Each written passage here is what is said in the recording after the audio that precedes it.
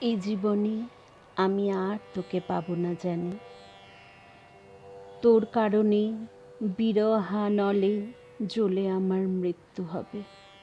আহা কি শান্তির হবে সেই ক্ষণ, আমি চিরনিদ্রায় যাব।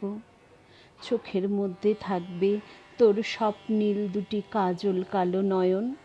আচ্ছা, মৃত্যুর পর তোর কি হতে ইচ্ছে করে? পাখি, সবুজ পাতা ভরা জঙ্গল, নাকি নীল আকাশ?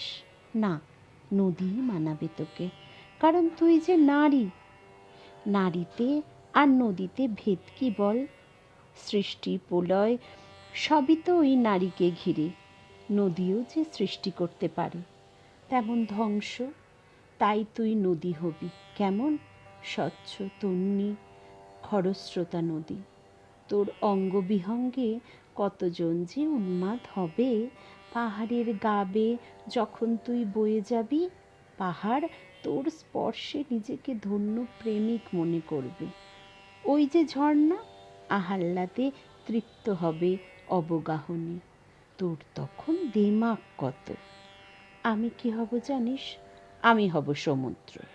তোকে সর্বশান্ত করব আমি।